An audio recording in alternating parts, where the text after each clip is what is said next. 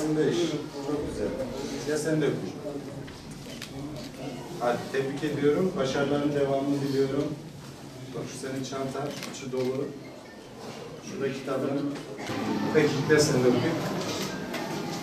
Hadi bakalım. Seni de tebrik ediyorum. Çanta da senin. Şöyle çantamı şey var. Esman'ın hemen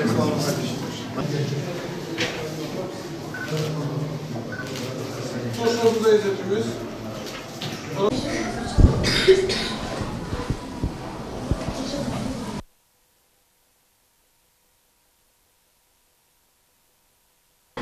17 Eylül 2018 tarihinde başlamış olduğumuz 2018-2019 eğitim öğretim yılı birinci dönemini bugün burada son vermiş oluyoruz.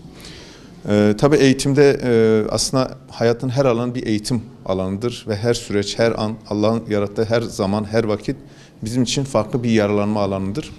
Ben bu vesileyle de özellikle Hilvan'da güzel başarılara imza atan okul müdürlerimizi, öğretmenlerimizi, öğrencilerimizi ve öğrencilerimize her türlü fedakarlıkta bulan özellikle velilerimize ben teşekkür ediyorum.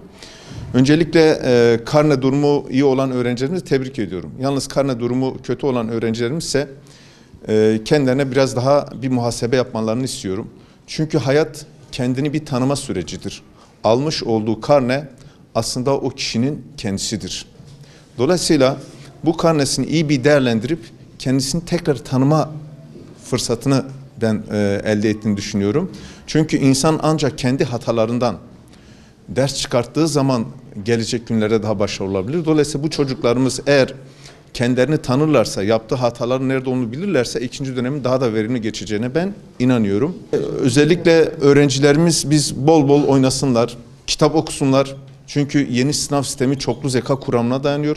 Dolayısıyla bu çoklu zeka kuramının gereği de olsa mutlaka kitap okumaları lazım. Özellikle değerlerimize bağlı faaliyetlerde bulunmalarını istiyorum. Mesela bol bol akraba ziyaretlerini yapsınlar, ailelerine gitsinler.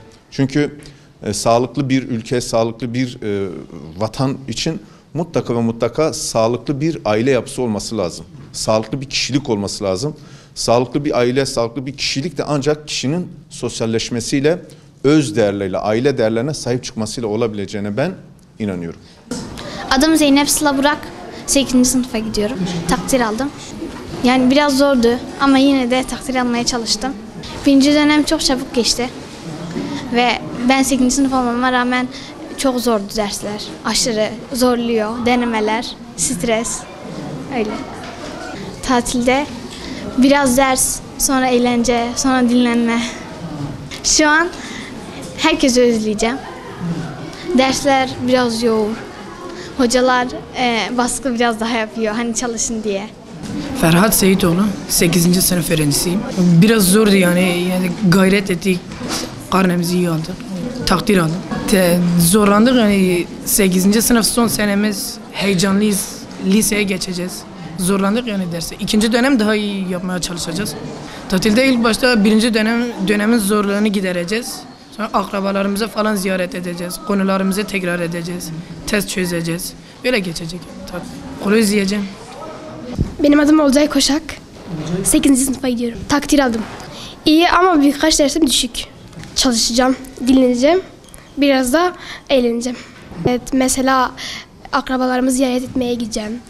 Orada kuzenlerimle oynayacağım. Öyle. Bence tatil daha güzel.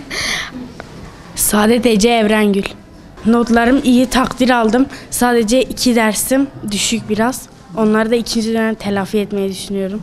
Tatilde hem biraz eğlenmek yani dinlenmek hem de koç öğretmenim bana ders çalışma programı verdi tatil için. Onları uygulayıp ikinci döneme hazırlıklı gelmek istiyorum.